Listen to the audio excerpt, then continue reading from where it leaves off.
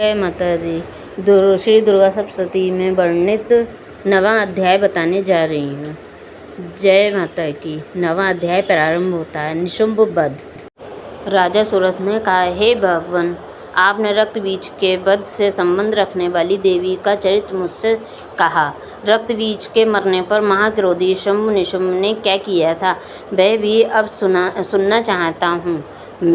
तब मेधा ऋषि कहते हैं, हे राजन, रक्त बीज के सेना सहित मरने के बाद निशुंभ और शुंभ को बड़ा गुस्सा आया। इस प्रकार अपनी बहुत सी सेना को मरी हुई देखकर दैत्यराज देवी के आगे दौड़ा। उसके साथ असुरों की प्रधान सेना थी और उसके पास आगे पीछे तथा पार्श्व भाग में बड़े बड़े राक्षस थे, जो गुस्से में होठ चबाते हुए देवी को मारने आए। वह महावीर शुंभ भी अपनी सेना सहित बड़े कोप के साथ चंडिका देवी को मारने आया। तदंतर देवी के साथ शुंभ और निशुंभ का युद्ध होने लगा। उन राक्षसों ने मेघ की वर्षा के समान बाणों की वर्षा की।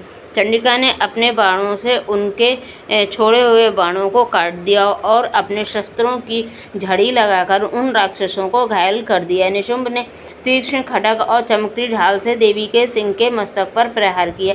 देवी ने अपने वाहन को पिटता देख छुरपु नामक तीक्ष्ण बाणों से निशुंभ की तलवार तथा अष्टचंद्र की ढाल को काट दिया। ढाल तलवार के कटते ही निशुंभ ने शरीर चलाई तो देवी ने अपने चक्र से काटकर उसके 2 टुकड़े कर दिए। तदंतर निशुंभ ने कुपित होकर देवी को मारने के लिए शूल को फेंका, परंतु देवी ने मुक्के से उसका चूर्ण कर दिया। फिर उसने गदा घुमाकर अंबिका के सिर पर ऊपर फेंका, परंतु देवी ने उस गदा को त्रिशूल से नष्ट कर दिया।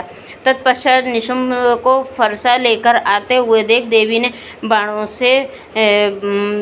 बाणों से मारा। तब वह पृथ्वी पर गिर पड़ा। उस महाबली निशुंभ को पृथ्वी पर गिरा देखकर शुंभ अत्यंत कुपित होकर अंबिका को मारने दौड़ा। वह उत्तम अस्त्र शस्त्रों से सुसज्जित बड़ी बड़ी अष्टभुजाओं वाली से समस्त आकाश को ढके हुए रथ पर बैठा हुआ था।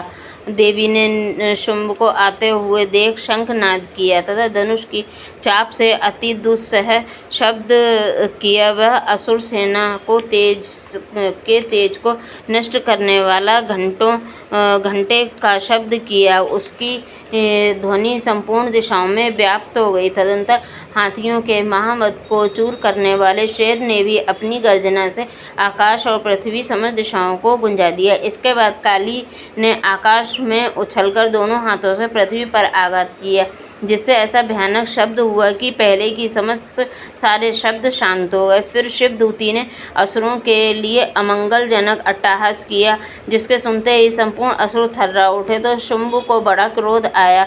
उस समय चंडिका ने कहा, हे दुरात्मा, खड़ा रहे। तभी आकाश में इससे देवगण जय जयकार करने लगे। उस समय शुंभ के अत्यंत भीषण अग्नियुक्त शक्ति छोड़ी, जिससे देवी ने अपने महोल्का नामक शक्ति से काट दिया। हे राजन, फिर शुंभ के सिंहनाद से तीनों लोग पूरित हो गए तथा वज्राघात के सदृश ऐसा भयंकर शब्द हुआ कि जिसने सभी शब्द जीत लिए। शुंभ के छोड़े गए बाणों को देवी के छोड़े हुए बाणों को शुंभ और निशुंभ ने अपने अपने उग्र बाणों से काट दिया। फिर कुपित होकर चंडिका ने शुंभ को त्रिशूल से मारा, जिससे वह मूर्छित होकर पृथ्वी पर गिर पड़ा।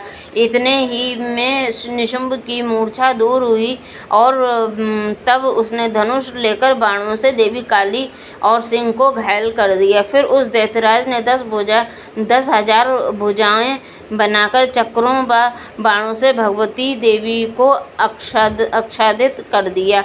तदंतर भगवती दुर्गा ने कुपित होकर उन बाणों से सभी चक्रों तथा बाणों को काट डाला। फिर असुर निशुंभ बड़ी तेजी से गदा लेकर देवी को मारने दौड़ा। गदा को आते हुए देखकर चंडिका ने उसे अपनी तीक्ष्ण धार वाली तलवार से काट दिया। फिर उसने त्रिशूल उठा लिया। देवताओं को दुख पहुँचाने वाले निशुंभ को शूल हाथ में लेकर आते हुए देखकर तत्काल ही चंडिका ने उसके हृदय में अपना शूल मार दिया। शूल से घायल होते ही उसके हृदय से एक दूसरा बलवान तथा पराक्रमी पुरुष ठहर ठहर कहता हुआ प्रकट हुआ। उसके प्रकट होते ही देवी ने हंसते हुए तलवार से उसका सिर काट दिया और वह भूमि पर गिर पड़ा। तदंतर सिंह अपने तेज दांतों से असुरों को खाने लगा। उधर काली तथा शिवदूती भी अन्य असुरों को खाने लगी। कितने ही महाअसुरों को कौमारी ने नष्ट कर दिया तथा ब्रह्माणी ने मंत्र पवित्र जल से बहुत से असुरों को निस्तेज कर दिया। कितने ही असुरों को महेश्वरी ने त्रिशूल से धराशायी कर दिया तथा बराही ने अपने तुंड प्रकार से कितने ही असुरों को चूर चूर कर दिया। वैष्णवी ने चक्र से असुरों को खंड खंड कर दिया। इंद्री ने वज्र से बहुतों को मार गिराया। कुछ असुर तो मारे गए, कुछ संग्राम के भय से ही मर गए तथा कुछ काली सिंह तथा शिवदूती के ग्रास बन गए।